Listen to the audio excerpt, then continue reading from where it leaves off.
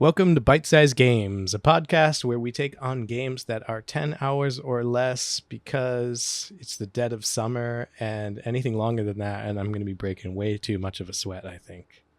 So I am here with my two gaming buddies. I'm Dennis, by the way, and my two gaming buddies are Phil and Matt. How's it going, guys? Not bad. Not bad. Just staying cool, staying indoors. Ready for another episode. Right. I'm trying to stay cool, but I'm sweating my ass off right now. Yeah. My AC is not kicked in well enough yet. Gotta get a fan, man. I do have a fan on. It's kind of pointed at the wall, though, which isn't really helping. So on today's episode, we're going to be talking about a little game called Still Wakes the Deep from the developer The Chinese Room. But before we get to that, I do have a question, as usual. And my question is, what is a video game trope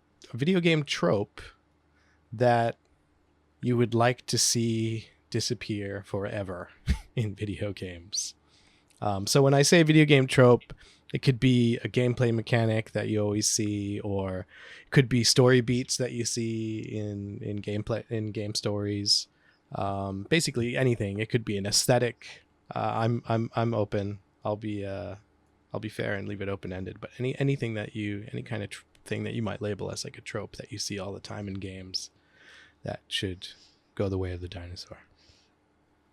I have one, and it's very relevant to this game too. I didn't even write this one. Write this down in my notes, but this game kind of inspired the question. I will say that. Then maybe you're thinking of the same thing, but it kind of makes a little bit more sense in the setting for this game. But just the yellow surface indicates surface you can climb onto, type of thing that you see everywhere. It was even in the newest Final Fantasy VII Rebirth game.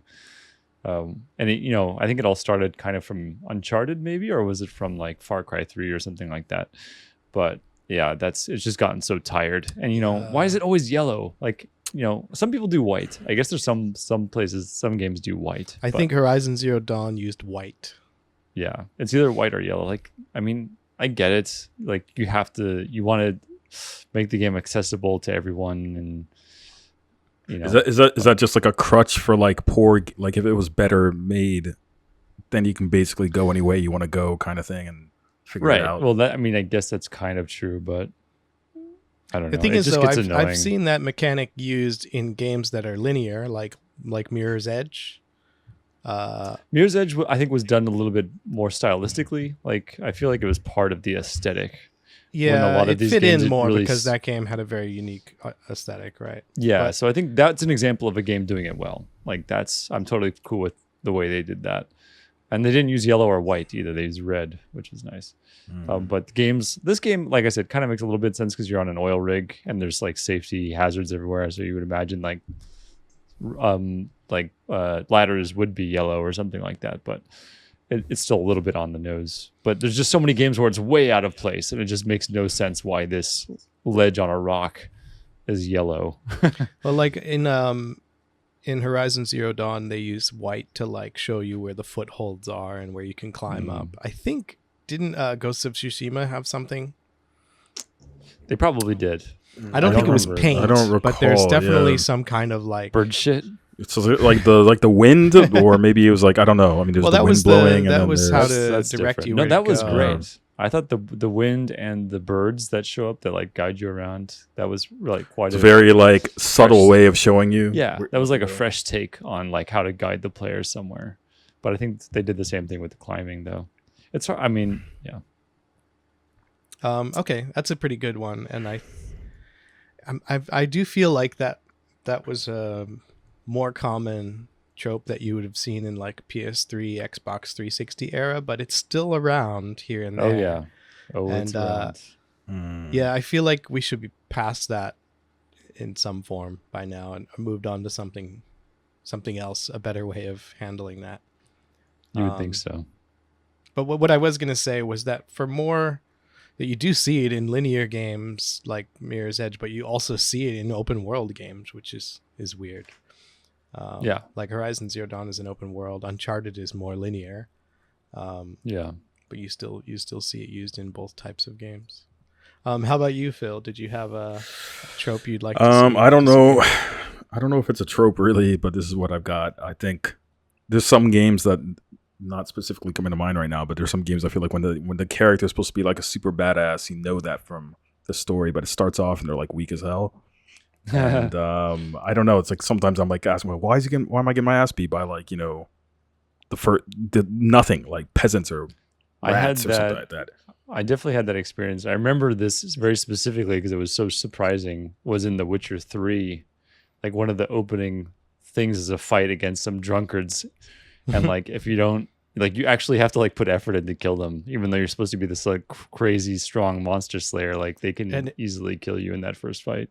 And there's 2 games before that, so like, right? It's not like he's he's a badass already. That's a good one, and I always remember the game that I always come back to for that was the original Final Fantasy VII, because Cloud is talked up as like this badass member of Soldier, and he's hired as a mercenary, and it's like, who's hiring this guy as a mercenary? He's weak as hell. That's true. Like he can't. I mean, he gets strong, but that's the kind of something you can't really cope with when you're doing RPG games. I guess you have to start low and build up. So I guess that is like the thing. Like, how would you balance that? Like when you know that they have to start out, grow. Yeah.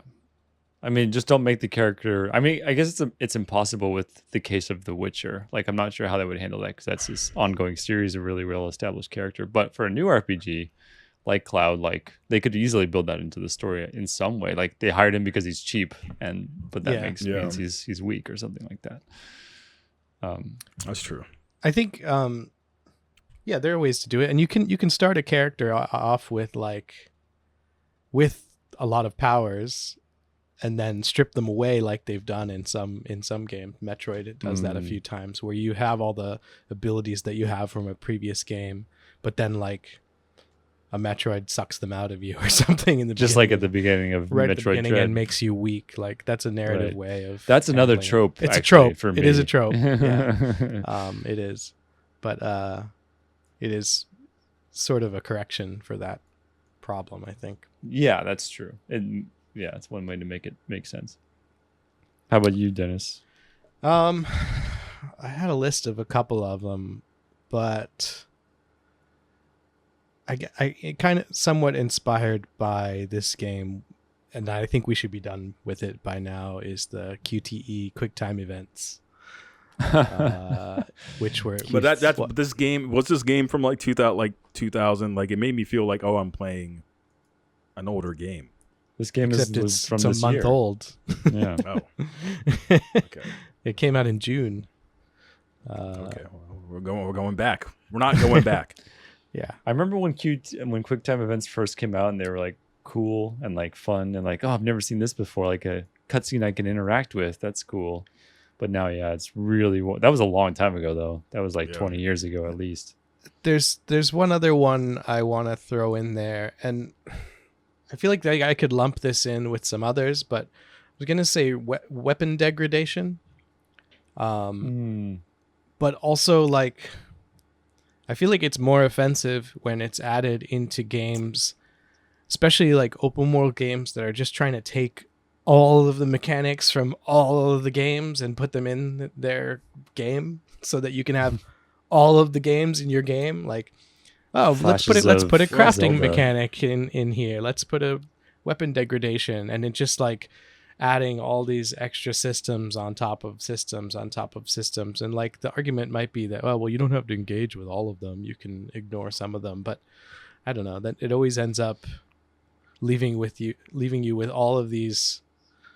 Then you end up with all this like inventory full of crap because like all these extra weapons or all these parts that are to repair weapons or all of these things you use to trade in for money for the shops. So it kind of just adds a extra bunch of Well, junk. I feel like it could be done well because Zelda is one of the few games, Breath of the Wild and stuff, that I kind of like it in a sense that. That for me, and that a was lot one of of those- the worst offenders. Well, I mean, yeah, I what I like was kind of saying. hate it. I do kind of hate it, but I appreciate it at the same time because in most of those type of games, when you have something you like, you tend to just stick with it, and you probably would never change weapons anyway. So like, So what? It really, well, I mean that's something, but I do like that I'm forced to kind of like use other items because like there are like say you're playing Final Fantasy or like something that doesn't have that system. I'm just saying it's fine that we want to stick to our weapons, but I do like that you're forced to experiment with other weapons because that's the only thing you have on hand. That is like So- the one single argument for weapon durability, I think, is to force you to try to like use other things. But I agree, it's mostly just annoying. It is mostly annoying. It can potentially be executed well, is what I'm saying. I think it fits more with like a survival game, you know, Yeah. a game that's more built around survival mechanics. Yeah. But when it's just lumped into like action open world games, it kind of adds this like more hardcore nature to it that I don't want to engage with. I just give me my master sword and let me be on my way. Right. Yeah, that one is annoying. But yeah, you know, obviously there's games I've played that it's. I feel like we don't see it so much though. I mean, even Dark these Souls days. got rid of it with Elden Ring, right? Dark Souls, I mean, 3 didn't have it, or did it? I know 2 had it. I 1 think- did not. I want to thought say only that 2 had it. each game it got less. Like I offensive. don't feel like it- anything ever broke unless you were like slamming it against a rock like over and over. Yeah, again. Well, no, that's it why was you very had that- easy. that to issue avoid with it. people leaving messages in Dark Souls games like secret passage here to get people to Right. like break their weapons. Trolls. I don't think I ever broke a weapon in any of those games. Well, I remember in the first game I used the Uchigatana, which was Me too. one of the weakest It's made weapons of glass. with it had like a very low durability. So it Oh, was that very one. The weapons could break in the first one. yeah. Shit, I don't remember. And that was one of the weakest, most powerful but weakest durability weapons. So you'd have to Mm. constantly repair it. You had to take repair kits with you to like. first one did just in have it. case. Shit. All right. Well, I think those are all pretty good annoying tropes that we've brought Indeed. up. But one little side question I wanted to ask was, are there any tropes that you have seen disappear, or at least that are like less frequent than they used Definitely to be? the QTEs, right? QTEs are gone, mostly gone. Yeah, Mostly. they still pop up sometimes. God of War had them a little bit, sort of. Mm. But Yeah, God you of still War has definitely always see had them. Yeah. They still pop up here and there, yeah. Did you have any in mind that you know of, Dennis? Yeah, I was gonna say, guess they still kind of live on in some ways, but they're less obvious. But like red barrels that explode, especially in like first-person shooters. Yeah. I think just graphical fidelity has fixed that one. Whereas like, what made me think of that was Children of the Sun, where you had the exploding propane tanks and gas tanks, and I thought that was annoying because it was it reminded me of the old red barrels. Right. It was like there's this one thing that blows up, like it didn't. Yeah. It kind of takes you out of the immersion. It's always red. And I feel like that's one of the oldest tropes that we've talked about, because that's like going back to like maybe even NES days where there was exploding barrels. Exploding barrels, yeah. Maybe Super NES, but definitely like in the 2D era of gaming is where that started. Yeah. For sure. I think of it more for like first-person shooters, but it's also for third-person shooters, and I guess it appears in 2D games as well. Yeah. But yeah, I feel like that Lost. one is kind of mostly not a thing anymore. It's less. Yeah. Silent protagonist is one that's mostly gone. I still like silent protagonists. You do? Yeah. I don't. It depends. I I have mean, if it's problem with not that. done well, then it's annoying. You know, when you have a protagonist who's annoying. So Yeah, it has to be done well for sure. Well, we'll see how the new Zelda movie is. with a silent Oh, link. that's gonna be. I do not want to hear Link talk. I just hope he has a imagine really his voice. deep, like Barry White voice. Hey, baby. It's funny. Looking forward to that. It probably won't be that. It'll probably be something very high. Yeah, it'll definitely be like a boy's voice, probably like a 12-year-old's boy voice. That's what it looks like. That's the audience. That's the target audience, by the way. So That would make sense. So, all right, why don't we get into our main game for the day, and that is Still Wakes the Deep. So, as I said, this is a game by the Chinese Room. We've mentioned them in the past. They've come up, I think, in our Amnesia episode, we mentioned they did the follow-up to the original Amnesia, Machine for Pigs, which was very much a walking simulator. Dear Esther, I think we've mentioned before in our past episodes, but yeah, so they've been around, and Still Wakes the Deep is a first-person horror game that takes place on a Scottish oil rig. And you play as a very, very Scottish man surrounded by Scottish people with very heavy accents. In the 70s. In the 1970s, yeah. most of the 70s. How did you know it was the 70s? It's like all over the place. It comes up, yeah. Yeah. I mean, you don't. There's not a lot of materials to look at once you're partway through the game, but I think That's in the true. beginning there's a lot of Yeah. At the start is when you can see that pretty yeah. clearly. You even get to see some photos of people in their sweet 70s suits, like their clothes and things, just the aesthetics and everything. But yeah, this was developed by the Chinese Room, published by Secret Mode, and it came out on June 18th of this year, so it's pretty recent. It's on all systems, PC, Xbox, PS5, and it also is on Game Pass, which I think is where a lot of people will have played this game.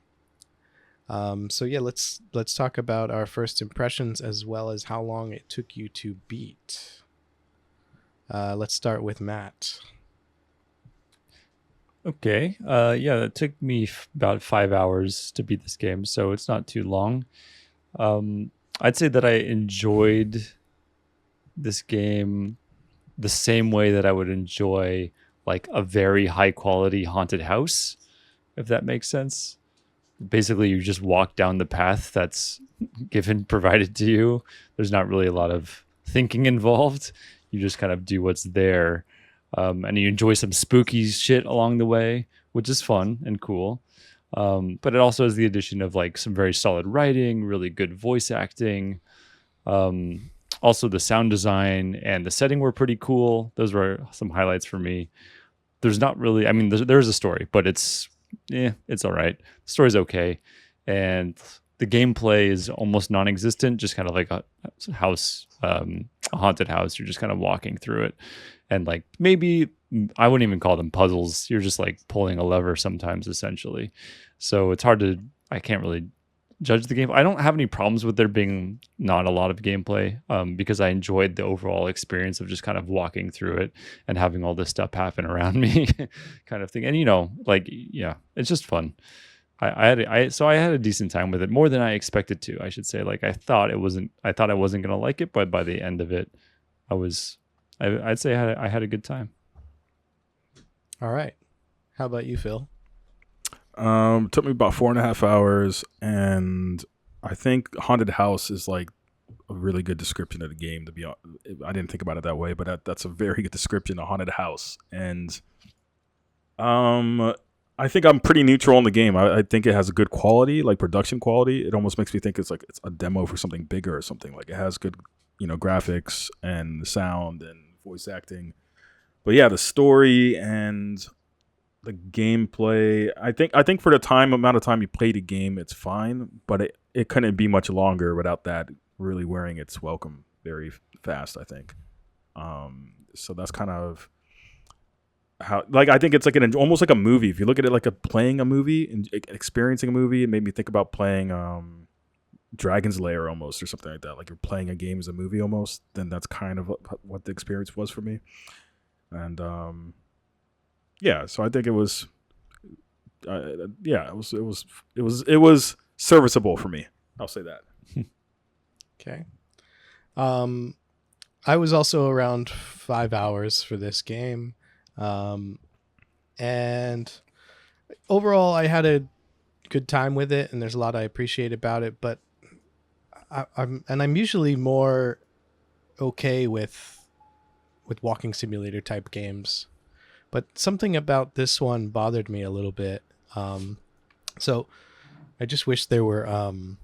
They do give you some gameplay mechanics to do, but I almost feel like by doing that, they kind of give you the like false feeling. Yeah, just a taste. Yeah, like a false feeling of gameplay when it's like, well, if you're going to do it. If you're not going to do it, then don't do it, you know? I understand what you're saying exactly. So it almost kind of feels meaningless to have those elements there. So, but I really think, I love the voice acting especially. And I think that's probably going to be a standout for most people because you don't often hear such heavy Scottish accents in games. Can't recall ever hearing like more than a single character maybe in a game sound like that. When they're all like that here, to the point where sometimes, like, if you don't have the subtitles on, you need to, like, you won't know what the hell people are talking about. Yeah. And sometimes the subtitles are completely different from what they actually say. Yeah. They're almost like an English translation of the right. Yeah. In like some ways. like I guess Western English translation. I don't know. I guess American English translations. So setting wise, I loved that. I think being on an oil rig is a cool environment, but I really liked the cosmic horror kind of Lovecraftian vibe going that's in this game. Really reminded me of Annihilation. Yeah, Annihilation. That's a good shout. The thing, or yeah, The Thing. I thought about The Thing for sure. Yeah. Any kind of movie that has that kind of like unknown enemy, just like body horror, monstrosities, definitely was cool. But I don't know, it was almost a little too linear to be scary though. It never felt like there was any real agency to what I was doing. It's just, like you said, a haunted house walking through, so it's like, oh, there's a thing over there, ha ha ha, like I never really feel like I'm in any danger. Been much more scary. Well, yeah, we can talk about that in more detail. I thought it could have been. I started the game off thinking it was going to be so scary, and then it like wasn't really that scary at all. It's hard to. The beginning was more scary for me than like, yeah. It's hard for me to like to pinpoint what it is about this compared to something like, I don't know, like Firewatch or Amnesia or Tacoma, which we covered. Like, why one game works with very little game mechanics and another one doesn't as well. And usually you might just say it comes down to story or something like that, but it's not just that, because I generally liked I didn't love the story, but it's more I thought it was solid. It was enough, but it was more the nature of the monstrosities and that I really liked. I had two major issues with this game that we can get into later, but there are two things that really, really took it from not being able to enjoy it, I think, as much. Took a lot from the potential from the game. I'll say that. Well, if they are gameplay mechanics, why don't we get into that? And we can go into the next section. You're going to have to wait and see, listeners. Okay. All right, well. So, Phil, why don't you take us into the gameplay mechanics and loop?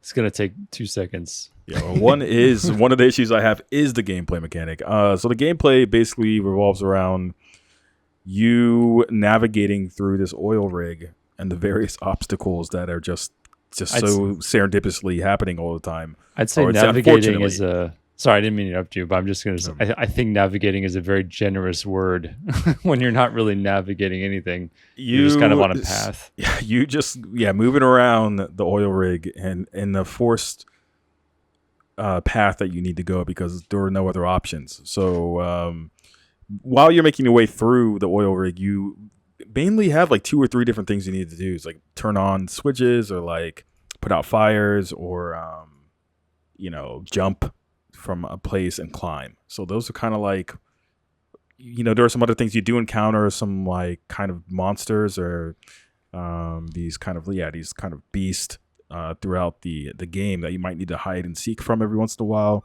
and like throw items to distract them. But you can imagine that you're kind of sneaking, stealthing around, opening switches, climbing ladders, squeezing under stuff, squeezing between things, jumping, and ducking. And, and that is kind of the game in a nutshell. And that is, one of the main things I didn't like about the game is the overuse of the same type of puzzle or thing. Like, there's so many switches. How many switches can there be? And how many fires are here? I guess I've never been on an oil rig. Maybe there's someone out there who knows the amount of switches on the oil rig, but it's like, it just feels like every single situation you run into the same exact things you need to do to get past the situation. Yeah. All right. No, that's a fair description of it. And I think I guess that might be part of my issue is just that like having gameplay elements tacked on the side is okay, but when there's actually like objectives that are built on those very simple, not that interesting gameplay mechanics, that's when it kind of loses some of its steam, I feel like. I'll mention this. Like, one, I think this is one of the worst offenders in the game that was just like, why the fuck is this in the game? I mean, kind of makes sense in context, but it's just weird. And then, but it also makes me think that there was a lot of cut content. Like, I feel like there was stuff they wanted to do more of, but just weren't able to. And that is the warming up at a heater. I wondered about that too. I thought that was, when I first encountered that, I was like, oh, this might be a mechanic kind of like your sanity in Amnesia, where you have to like stay in the lights, don't look at the monster. And there's also that like and distorted bubbling that happens around your vision, which looks like a sanity meter. Also like a sanity thing. But there's these points throughout the game where you have to warm up at a heater, but that's it. Like, it's just at that point you have to warm up at a heater, which takes a few seconds, and then that's it. Like, there's no heat meter throughout the entire game, but I feel like that's something they were trying to do with the game, was like have a heat meter where you have to keep yourself warm, and you have to like make sure you find a heat meter or get to one in time before you like. I think that would have been nice to have if there was something like that. Yeah, for sure. And like you said, like if you're gonna do it, then do it. If you're not, then don't give us that taste of it, because it kind of just, it's the inconsistent thing, and it's the same thing with the like the puzzles or like hiding or like the throwing things to, I don't know. I felt like it was just kind of, it's just there as like a little taste of something that's a little bit deeper, but it doesn't really matter that much in the end. I was gonna say there's games that have like similar, puzzle getting past these situations. I felt like there are other games that exist like this, but I feel like when you have the combat, I think that's what kind of makes that distinction for me, is like you have combat in some of these games, and I kind of like, you can overlook the fact that you need to just climb or jump or squeeze all the time. But since there's no combat, that's all you do, it kind of is like, all right, well, you need more. Maybe you need a bit. Maybe you actually need some actual puzzles or something. I'm not really sure, but you need to elevate it a bit more. There are games that have a similar like threat, like Alien Isolation, some of the Amnesia games, even The Bunker in some ways, but that was a little bit special for Amnesia because they had all those extra tools at your disposal. But Outlast, if you remember that series, Outlast 1 and 2, like you basically can't take on the enemies in those games, and it's all about getting around them, creeping around them. But I just remember there being much more of a tension around it in those games, like a fear of being discovered, but I never really worried about that here.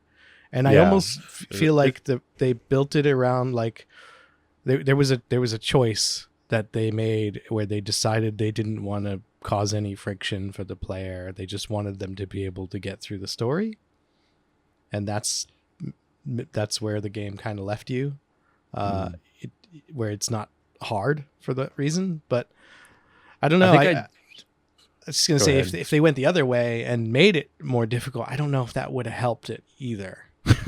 Yeah, right. I mean, I think I died more from falling in the water or something like that more than I died from a monster. I did die from a monster like a couple of times, but it's just it never felt like, oh, this is scary. It kind of just felt like, oh, I ran into a wall and then So- Right.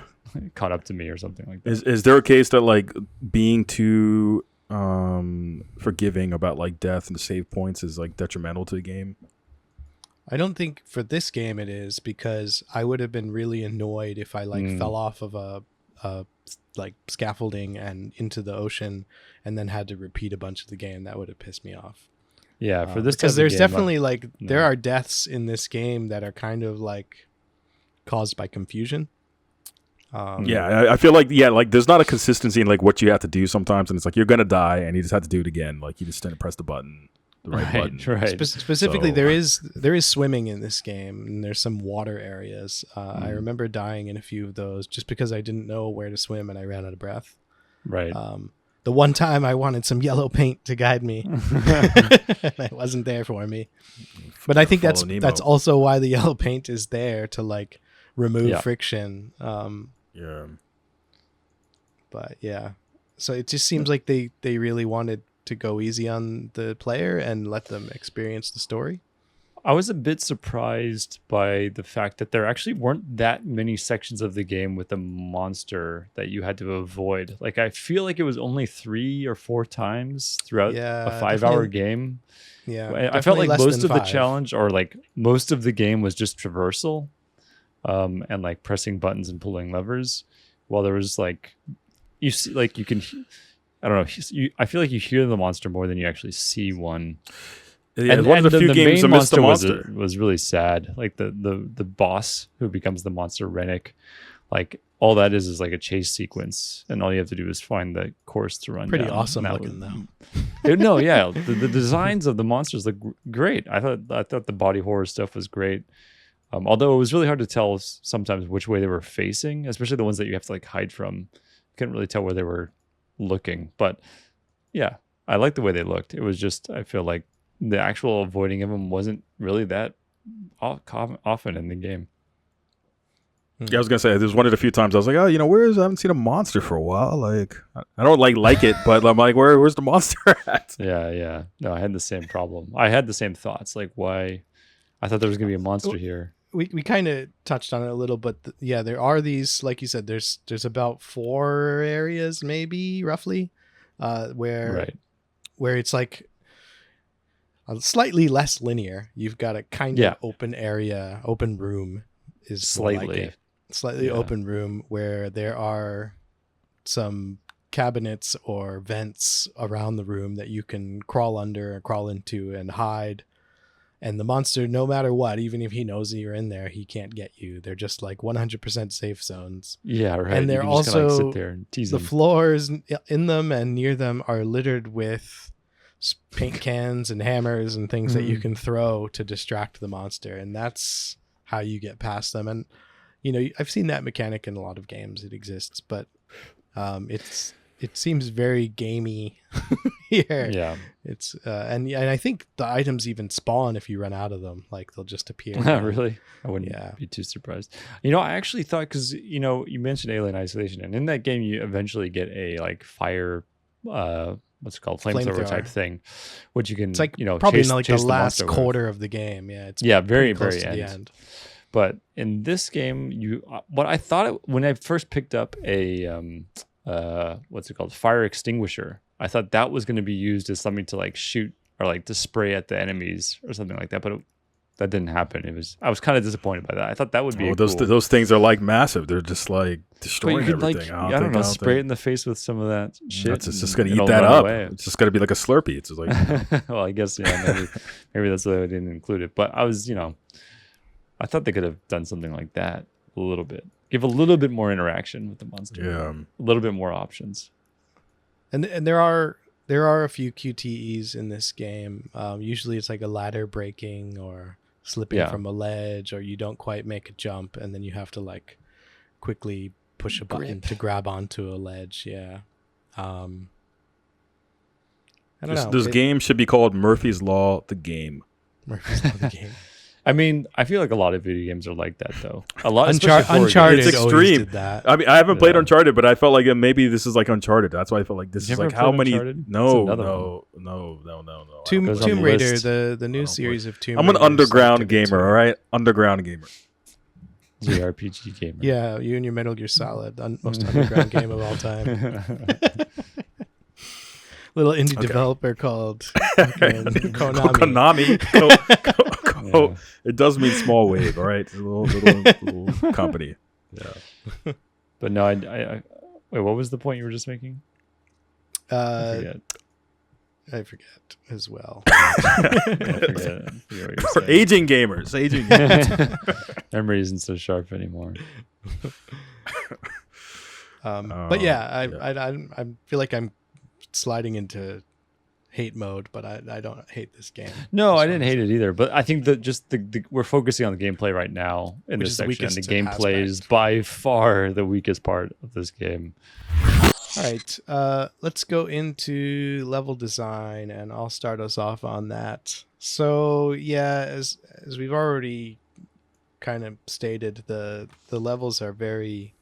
This game is kind of divided up into actual levels in a way. Like there are sections of the oil rig that you, once you pass an area and go through a door, it's like loads the new area, and it does feel like you're going through levels.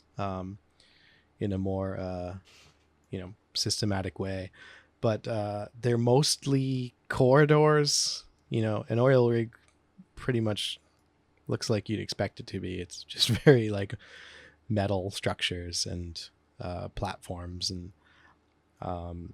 everything is mostly straightforward. There's a couple of rooms that will maybe have you can go left or right, and those are generally the areas where you run into an enemy that's stalking you.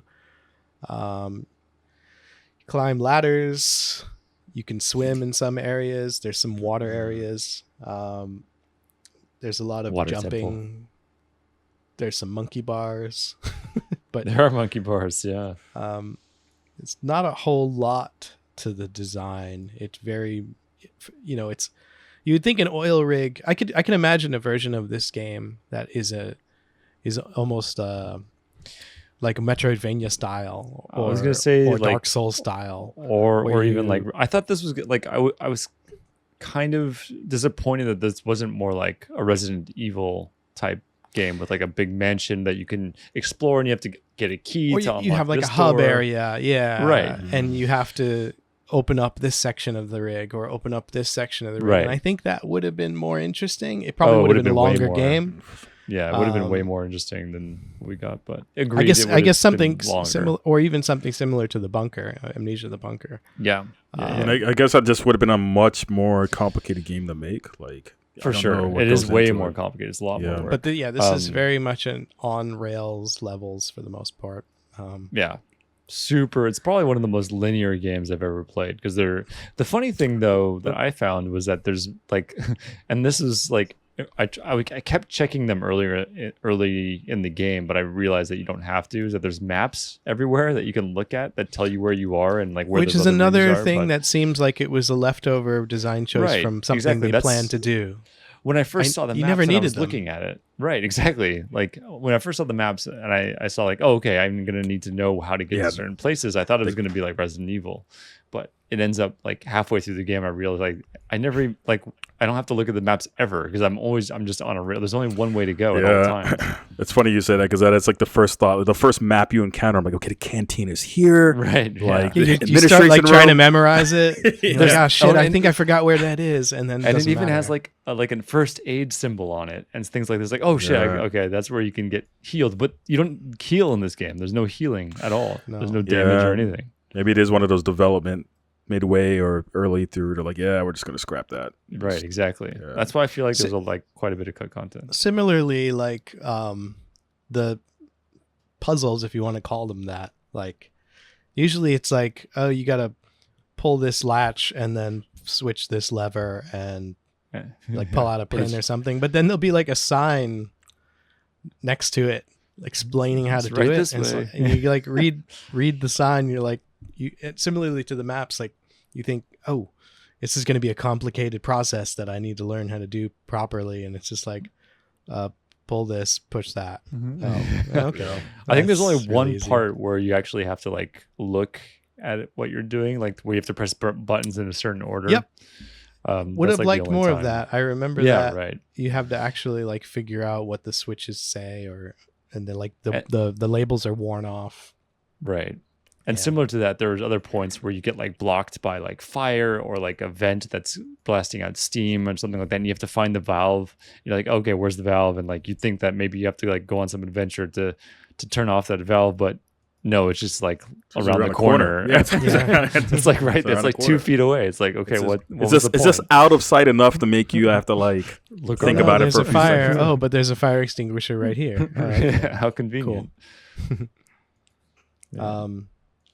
Yeah, it, I remember that it reminds me of when we played The Order and like you have to destroy all those Draculas or whatever and the vampires in their coffins and like you turn around and there's like just a big canister of gasoline. It's like, oh, because You they know, drink gasoline. it's That's even what though they they're different games, I was gonna say this reminded me of The Order in some ways. Like yeah, definitely. For even though sure. it's third person, but there's a lot of like that game handheld you a lot through its Yeah. gameplay, and this does the same thing. I wasn't expecting to have that comparison, but no, uh, no. yeah, I feel like it story wise I liked this better, but yeah. I don't know, any other level design stuff that I missed or that you guys want to point out. I think there is some like pretty. there's some verticality to some parts, like where you have to go up the leg of an oil rig or go down the leg of an oil rig. So it's just like ladders and jumping Dude. and elevators. So they Fuck switch it an up a oil little. rig. Never going on an oil rig. How much climbing and jumping you need to do, and how much squeezing you need to do. Claustrophobic, Jesus. yeah. Yeah. Well, I don't Pipes think- everywhere. I don't It is think oil claustrophobic. rigs are a sought after place to be. There's a good career in oil rigs. I could be recording on an oil rig right now. So it's just Yeah. a note for the people out there. A podcast, oil rig past podcast. Yeah. Maybe there is one. Let's get into the vibe, and I think we can lump in the story there too. So Sure. Matt, can you bring us into that? Yeah. I think this is probably going to be everyone's highlight. I think we started off with the two weakest parts of the game, which is the gameplay and level design. Just to give a slight like overview of the story, like you're this dude Kaz. who's Kaz, yeah, Cameron McCleary, I think is his name, who has like a wife and a kid, and like got into some kind of bar fight or something like that, and he like severely hurt someone back in the mainland, and to avoid like prosecution, he decided to like in order to run from the cops, he decides to take a job as an electrician. He's really good with the lecky, as he keeps saying, the lecky. Lucky. That's how they keep saying it. He takes a job on this oil rig to kind of avoid prosecution. But like the first thing that you do is you wake up in your cabin and you kind of like go through the rig and like talk to your friends. But you also know at the same time, apparently the boss of the rig has found out or like got contacted by the police about what you did. And they're trying to, they want to get you and like to, send him back and all this shit. So you have to like go talk to your boss, and so that you basically make your way from your cabin all the way to the other side of the rig while people are working. You can talk to your friends, all that stuff, and you go to see your boss, and then he says you're fired.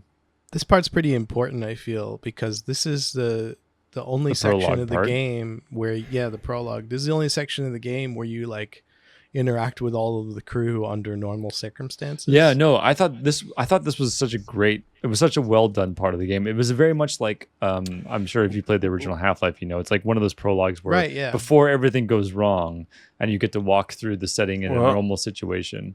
They did it in Doom 3 too, but Doom 3 was kind of shit. I was going to say this is actually not done that well, but this might have been my fault. So Well, I think you can totally walk by people and not interact with them. Yeah, But you I can went totally through skip and all of talked to it people. if you don't. Yeah. I don't think I like skipped it. I was gonna say like we're still talking about the story, but one of my second gripe of the game is that since you seem to have such a connection with these people like dying. It's a big deal if someone dies, and you're like, Johnny and Odo and I know this what person. you mean. But I felt like I should have had a longer connection with them before it happens. That I would have cared when I saw them, because when I saw them, I was like, I don't know who the hell that is. Like, I was like, Johnny, Odo. I didn't talk. I said hello or something and walked by, and that was it. So you get what I'm saying? Like, maybe we actually sat down and had lunch, and it was like a long convo, and then I had the same issue because there are like a lot of characters on the boat, the oil rig. So it's kind of hard to remember who's who, except for your main friend, whose name is Roy. I think he's like the chef, and maybe Fenley, the woman. Fenley, who's like the mechanic person. She helps you who out fixes a lot. shit. Yeah, so they're like the two that I kind of remember, but there's a lot of other characters that you meet during that walkthrough, but you don't remember who they are, and then later on you see that they're dead, and he reacts in some like, "Oh, I can't believe he died. That's terrible." And you're like, "I don't even remember this person," but whatever. But I still think that part of that section of the game was done really well. I was really happy with it. But anyway, you get eventually you make your way to your boss. He says you're fired. Essentially, he's an asshole type boss. Cusses you out. You cuss him out. He says you're fired, and then you're supposed to go up to a helipad, and there's a helicopter waiting for you right there, and you're about to lift off when the drill hits something. Fucking the entire oil rig like shakes. You don't really know what the hell's going on, but you fall off and you like fall into the water, and then you wake up next to one of these heaters. Someone pulled you out and saved you, and they you start finding out like you've basically hit some kind of alien entity that's now like taking over the rig, and like also killing people / taking over their bodies and making them turn against you and like be evil. And then you kind of explore the rig from there. And I thought one of the cool things is that from that point, you kind of re-explore the rig, like all the places that you went through when it was normal, you have to go through them again. And then later on, you have to like go through all of them again. Like you kind of have to keep going, backtracking. But every time you do it, the alien stuff has taken over more and more, and it looks different every time you go to each section. Like you don't backtrack through every single section, but there are some main ones. Like you go through the canteen a few times, and the boss's room and all that a few times, and every time it's more taken over by the alien, which looks pretty cool. And I thought that was it's kind of like a really done. looks like a living organism almost, like a heart. It becomes like a veins and stuff like that. Yeah, so like you really get the sense that this is an alien creature that's kind of like taking over, and they never really explain what it is. There's not really a lot of depth to the lore of it, I would say. But I don't think you've really seen the movie, but it really does remind me of The Abyss. But The Abyss is kind of the opposite outcome, but it reminds me of The Abyss. Yeah, I can see that. So yeah, I mean, I'm not gonna, I won't spoil but the story is kind of cool. It's not bad. It's kind of standard, I would say, but I liked it and I enjoyed it up to the ending. Did you guys feel the same way for the story? Yeah, I mean, I liked Kaz, and I liked the characters he interacted with have a lot of like character and heart to them. Absolutely, yeah. I like the characters and the writing a lot. And I was rooting for Kaz. I did think his plan to come to an oil rig to escape the police was it's pretty seemed stupid. like a stupid idea, but people were stupider in the 1970s, so they don't have the internet. Like, how will they track them? You're kind of like built, like shown to be like kind of an idiot, like salt of the earth type person. He's definitely. I was even reading like right, and I was even reading like if you look closely on his desk, because you start off. At one point you get to his cabin, or you start off in his cabin, and you can look at the material he has. And like some people were writing, like you can actually see that he has like white supremacist type of material stuff. Yeah, from like the 1970s, like in his cabin, which is kind of damn Kaz. There were a couple minorities on that rig. They were, yeah. But yeah, that was kind of funny to read. So I think he's not supposed to be like he's not supposed to be like a big hero. He was a hero for a day, I guess. He just seemed like a husband trying to do right by his family and protect them. Trying to, but being a complete idiot at the same time. But he's like shown as like, just being super lucky. Like he keeps surviving by absolute chance every time he almost gets killed. Not because it's like his electrician skills are they basically are just move one fuse to another. Yeah, that's how he got the job. They don't know he just turns switches up and down. I'm good with the lecky. He has a way of turning on and off switches. But what disappointed me with the story, and I feel like without spoiling too much, the way that this story unfolds, I think would have been better suited for a movie, and I would have loved to see a movie with this kind of story. And it doesn't, I'm okay when movies don't explain the big bad or don't get into any details about the monster, because that adds to the sense of fear. But when you're spending like 5 hours of time in a place, I want, or at least the option or the opportunity to learn more. Like if there were documents or something or people that you could run into, like optional pieces that would explain like what is this entity, or if there was like an old newspaper or something about that we shouldn't be drilling in this spot, some kind of lore. There was no lore in the game at all. Yeah, that was gonna say that's my issue with it, and that because I feel like what it leaned on is kind of like an emotional impact more than like the gameplay, like the story and the emotional impact. But I felt like it could have been bigger, with more time with the characters in the beginning, or like more like stuff. There is stuff with the family and stuff, but I feel like they could have given you more, so that when it all ends, you would feel more like something. But I was kind of like, oh well, I don't really know what's happened still, so it kind of just wasn't, When you do like a walking simulator-esque type of game, I feel like the choice is usually like, or in defense of that, I would say there's usually something about the genre of video games or the medium of video games that brings something else to the table that you wouldn't get from just watching a movie. It has some level of exploration or interactivity that you won't get from just watching a movie. But I don't feel like anything that was in this really helped add to the story in any way. Like we said, the gameplay was so weak, it didn't really add anything. So so it could have been a movie. I felt like it was like, I think it would have been an a kick-ass interactive movie. Yeah. It's like an interactive movie. It's like it could have been more like in the story and stuff. So. a side sequel or something to The Thing or to Annihilation or something like that. I feel like it could have had a direct connection to either one of those. But I agree, like the lore, lack of 100% lack of lore was a little bit disappointing. Like just something, like give us something. Like in the early area, like in the prologue area, you can go through people's rooms. Yeah. And like check out posters on their walls and notes and things like that. Right. But I think there should have been more of that throughout. Yeah. I don't know how you would add creature lore, but I'm sure normally in like some way you could do it. In another setting, you'd have like, computer files or documents that you could go through in like Fallout or in Cyberpunk or something where there's added stuff there if you want to interact with it. The bunker, Amnesia, the bunker. It could have been something. There was like a lot of it could have been like, he's clearly getting affected by like something. Maybe he has like visions and it just shows like something about the creature's world or motivation. I don't know. You know what I mean? Like it doesn't really have to be explained too much. Just like visions. Or even there could have been like, monologues by infected dudes, because you do run into a few guys. They're speaking a lot. Even the full-on infected enemies are. They just curse you talking. out, though. They don't. Yeah, they don't explain why would these things be evil? I guess it's fine they're evil, but it's kind of like they were just like completely evil for no reason. But it's like maybe there could have been some, maybe even that they're. Hurting the environment or something. No, like that. yeah. So it could have been some environmentalist type of stuff going on. Revenge. No, but I agree. Like that would have been a great way to do it, because the aliens taking over their minds, they could like the alien could speak through those people and be like, you're killing us or something. Right? Yeah. Why did you come drill in this spot? Some type of shit. Yeah. I don't know, just something small like that would have been nice. So yeah, a little bit disappointed in that.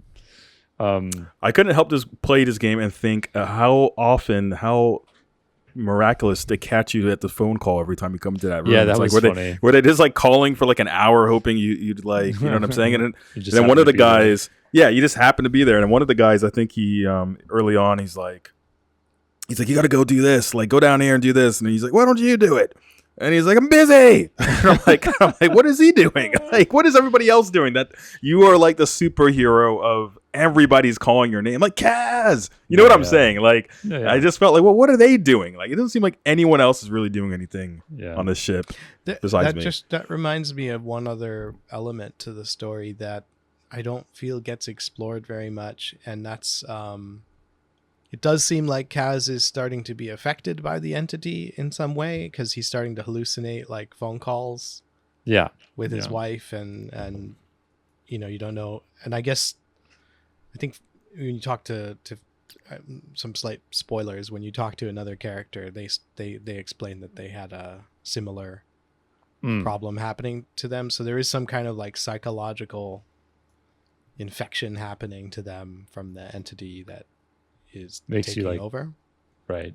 But they never really show you how it infects people, or like, does it have to kill them first, or do you just have to touch it? They don't really get into that. Like, why are you seeing? I guess it's because you're just close to it. That's kind of the idea, I guess. I'm fine with that being kind of like a mystery, I guess. Like, it's just kind of something. Yeah, I don't know. But I would say the thing that motivated me the most, I think I kind of assumed things won't end well at the end of the story. It wasn't shaping up well at all. Like, every option is just like everything goes wrong.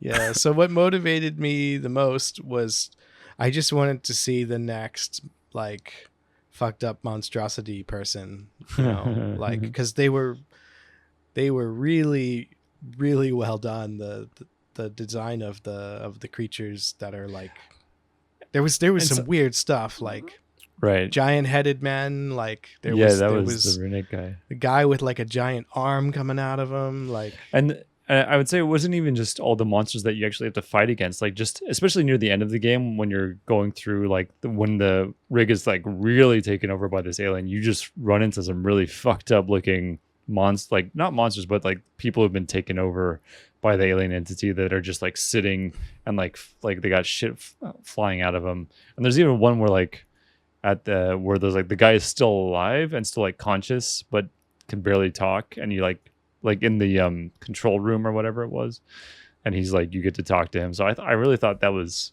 cool. I like seeing all that stuff. That was fun.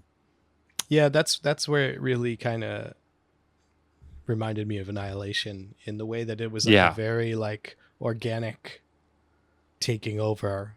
Yes. I thought that was great. So like, I mentioned, but you do go through the rig, like you go through the same thing like a lot, which is cool, and you just see it get more and more degraded and taken over and whatnot. But yeah, so that's like going away from the story more into the vibe. Like the graphics are like super realistic. Yeah, this is like Unreal Engine 5, I believe. Yeah. So it's very high fidelity game. Yeah, super high fidelity game. Yeah. Great sound design. Sound design was great. One of my favorite things was the sound. I think that's what scared, like, got the most spookiness for me, was the sound design. Like the monster yelling and screaming and shit like that was pretty good. Cool. And the voice acting we mentioned is like really phenomenal. It's just a shame that with such good sound design, it wasn't utilized in a way to make me scared. It could have been, like, as I said at the beginning, like the first, when things happen and you're walking through, and like I expected like some jump scares or something like that, and that never really happens. Like, you never really get. I was set up for it though. If they'd like pop something out at those moments when I felt that, I would have been like, but like it never. I was like, oh, like you could have got me here, man. You know what I mean? This is the time. There was one or two jump scares I remember happening. I think the jump scares I remember was like, well, there's one, the first time you see a monster was kind of a jump scare, kind of, but it could have been done a lot better, I think. Yeah, it was like slow, and it wasn't loud. It should have been like a loud, like, you know, like noise that come out, maybe like, you know, that's like a forced jump scare. But you get what I'm saying? If it was like boom, you know, like those movies when that thing happens, but that doesn't happen. So I thought the sound design was pretty spooky. I admit, I played on my TV, and then the speakers were on my computer, so that really didn't do it service, I think. Well, you're not using like headphones? No, yeah, gotta use headphones. No, I know, because I can't. I played this at my desk PC the entire time. Oh, nice! So. It was good. It supports ultra wide, which was really nice. Yes. To see. That was great. I did play a little bit on the Steam Deck too. This is a little bit off. off the story and vibe, but I did want to mention I did come across a few bugs. Really? Sometimes I had issues with subtitles, like they didn't pop up. I also I think I had one or two parts like that. and one that really bothered me, which I think is super annoying if you're playing with keyboard and mouse, is that you couldn't set the control to toggle, the crouch to toggle. It'd hold when it I down. when I play a stealth game or a game that has stealth sections, I want toggle for my crouch, Right. because I don't want to constantly be holding it down, because you're going to spend like 5 to 10 minutes holding the control button. Fair enough. Yeah. So, The controller, but I the noticed controller stays. if you do it in the settings, if you change it, it doesn't do anything. And I looked it up, and it is one of the bugs that they're aware of. That Really? that they're Toggling it. unable. Yeah, the toggle for the, at least for PC, the toggle doesn't work, so it's constantly has to be pressed down, That's regardless of what you select. And I think they already did fix the subtitle problem, but there were some areas that they said the subtitles weren't working. Yeah. But yeah, there's some bugs. But I think I also read that they're going to patch in a mode that takes away the yellow paint. I heard about that. Yeah, I heard Yeah, about that, Really? which is interesting because I don't there's a know, lot of. Would you yellow want paint. that when it is like in this game? I don't know if that would really, because there's nothing else to do, so it'll just be like more kind of walking around and like trying to find your way in a frustrating manner. Might be more of a chore, I guess. I don't but- think it would help. I think if it had more of an exploratory nature, then maybe. But there's all you want to do is go to Move on. Yeah, proceed to as your quick next as possible. objective anyway. So, yeah.